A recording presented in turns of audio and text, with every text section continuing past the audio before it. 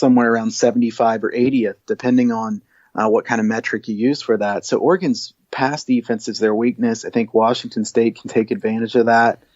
Washington State's defense has been a lot better than I thought they'd be this year as well. To be fair, Washington State's a team I underrated quite a bit in the preseason. I've had to move them up a lot in my ratings, and I think this is a really good spot for them. Mike Leach, certainly a good coach. I think he'll have his team ready to play in this game. I would lay the points here with Washington State. Yeah, absolutely. As a matter of fact, this Saturday is the 15-year anniversary of when the first Wazoo flag showed on College game day. So it's got a little even extra spunk to this one. Oregon had that huge win last week against Washington. We all know that. Doesn't go unnoticed, but the letdown spot shouldn't go unnoticed as well. Right. I like handicapping Wazoo games because you can pretty much throw out how well the other team does against the run. They don't run the ball. They do it once in a while just to stay. But if you can tell, look at the passing attempts. There's well over 300 this year already. This is kind of sad for Oregon because they're so good against the run. They stopped the run at 3.2 yards per run. But a little bit more suspect, 8.1 yards per passing attempt. Oregon has only one road game so far, right? And that was at Cal, and we found out Cal's not that great. Wazoo allows only 4.2 yards per play at home, meaning they can stop both the run and the pass. So I like this one. I like it at least a 3. I think Wazoo wins by at least 4 in this letdown spot, travel spot, and whatever else you'd like to call it. So I'm glad we're in agreement on that one. Makes me feel a lot better. Let's see here. Was the next Colorado versus Washington?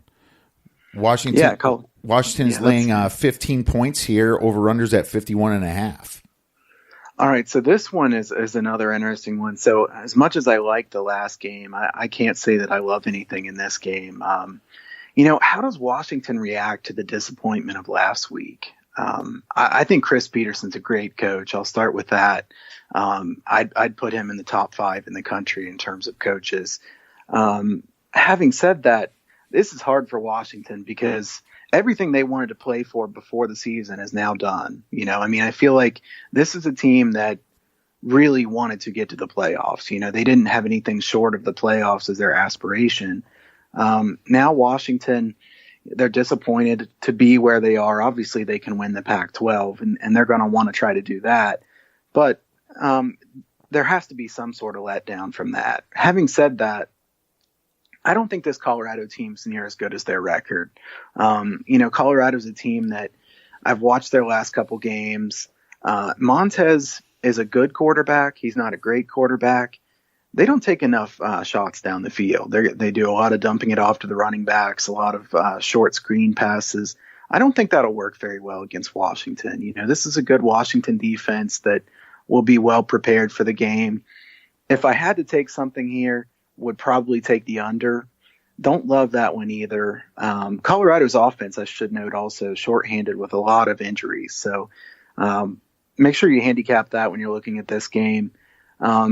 Colorado, somewhere in the 60s when it comes to strength of schedule this year. Washington, a top 20 team, SOS. So Washington's definitely been prepped for this game better as far as who they've played. I just don't think I can lay 15 or 16 points with Washington in a spot that could be a letdown. Yeah, this kind of goes to the disappointment factor of, they even with that Auburn loss, Washington had some national championship hopes, but now that was taken away from them. So what team shows up, right? Auburn. Right. You saw Auburn against Tennessee last week. They had that loss at Mississippi State. They're out of it, and all of a sudden they lose to Tennessee. These kids. Huge letdown area. So it'd be very dangerous to take Washington in this spot. I think Trayvon McMillan might have some success running the ball at Washington. We saw that Oregon did against this Huskies defense last week, which was uncharacteristic of them. So 17 points seems like a lot. I think Colorado, absolutely overrated, like you said. And you saw that going into USC as 7.5-point dogs, and they didn't even cover that. But I still think they want to also win the Pac-12. the South. They have a very good shot at it with that only one loss. So I definitely lean to Colorado on this one. Michigan versus Michigan State. Michigan State, 7.5 points is what I'm showing right now. Looks like some juice here. Michigan State's getting 7.5, over unders 41.5. Wow, huge jump too. This thing opened up at like 47 and went down all the way down to 41.5. What are your thoughts on that?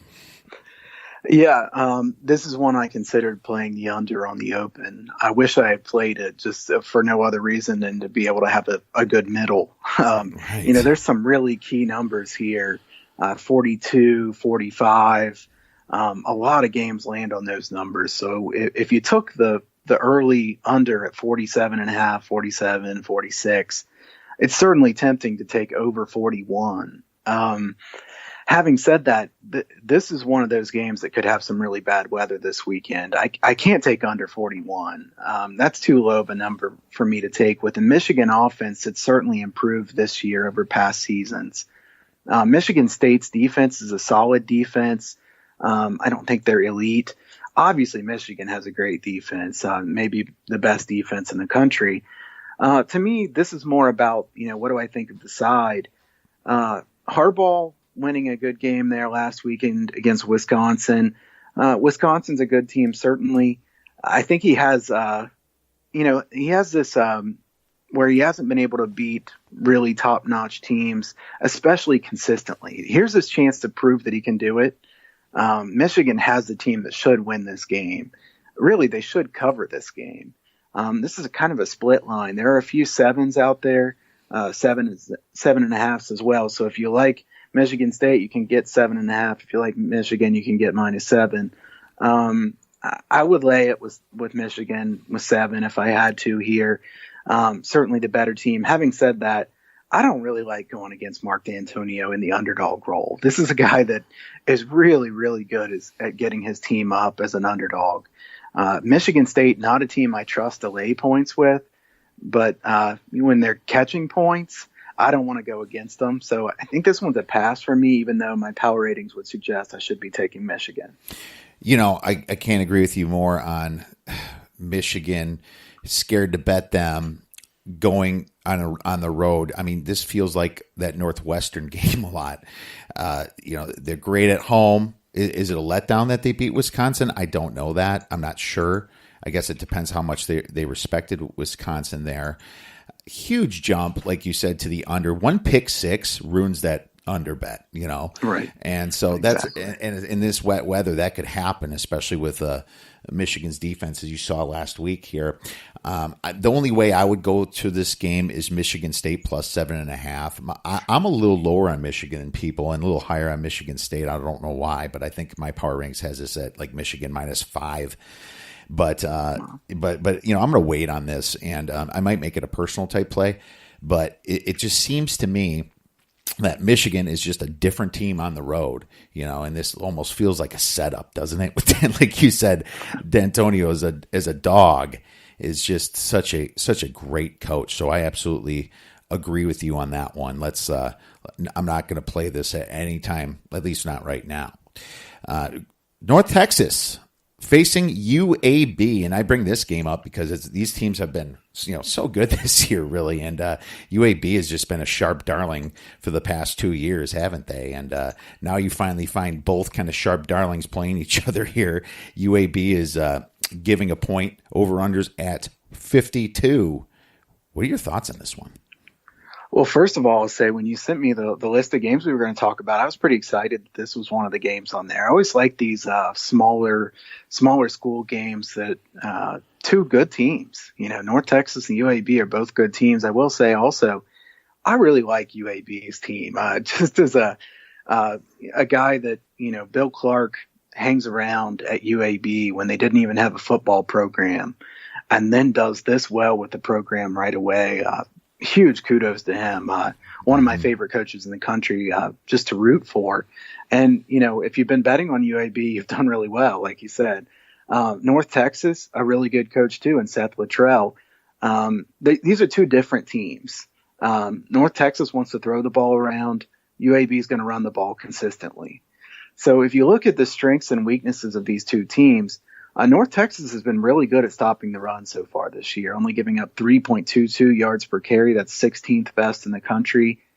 If you look at their schedule, they haven't really played many teams who can run it well. So while it looks like they're excellent at stopping the run, I think we'll find out for sure here in this game.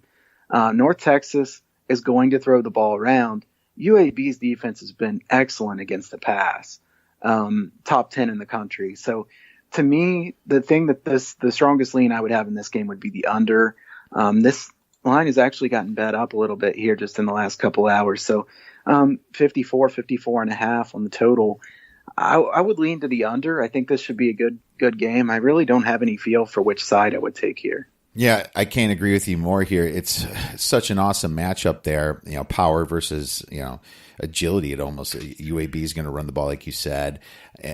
I guess I have to lean to UAB if I'm going to take a side on this, but I have this game really close to a pick 'em myself here.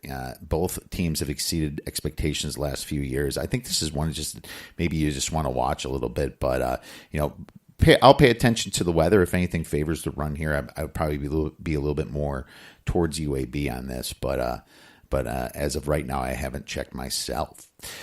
Do you have any games you want to discuss, Kyle? Yeah, let's talk a little bit about Cincinnati and Temple. Okay. Cincy and Temple. So Cincinnati undefeated so far this year. They get into the top 25. Who have they beaten, though? Let's look at Cincinnati's schedule so far this year. And I will say before I get too deep into this, I like Luke Fickell. I think he's doing a really good job at Cincinnati. This team is clearly way better than they've been in past years. But they're playing a good Temple team here, especially Temple on defense, 5th in the nation in yards per play allowed. Cincinnati's not a top 25 team, and we'll find that out here before the end of the season.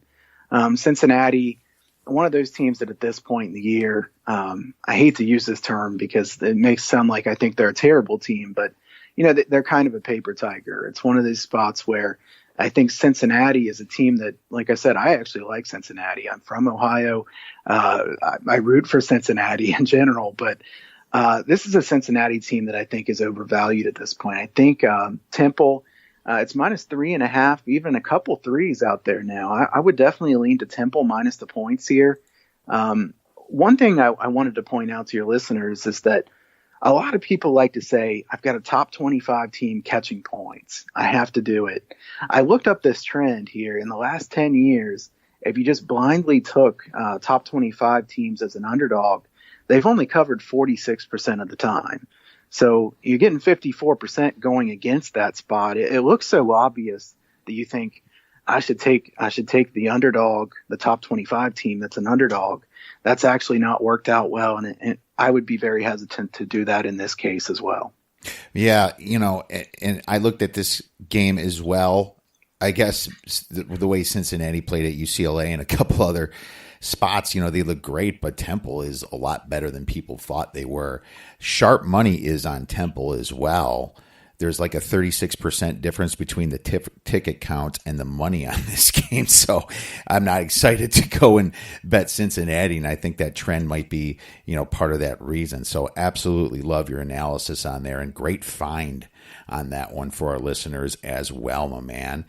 Do you have any free pick for our listeners today to close it up? I did. Yeah. I always like to give a free play of some kind. I'm going to go with Fresno State here against New Mexico. I know there's some sharp money on New Mexico here. I know that New Mexico's played a little better the last couple weeks, but this Fresno State team's really good. I think Fresno State is being overlooked by too many people at this point. I have to take Fresno State minus 13 and a half that it's sitting at now. This one opened 16 and a half. It's been bet down. I don't love going against line moves like this, but if my power rating suggests it as a strong enough play, I'll do it. I feel like, you don't want to just chase steam. You just sit there and chase steam. You're going to miss the best of the numbers and you're not going to do well long term. I think that Fresno State's run defense is so solid that New Mexico is likely going to have trouble moving the ball here. So I'll take Fresno State minus the points. Yeah, that thing has been pushed through the 14, hasn't it? And if you're if you like Fresno State, I can definitely see a great reason to back them. Sometimes things get oversteamed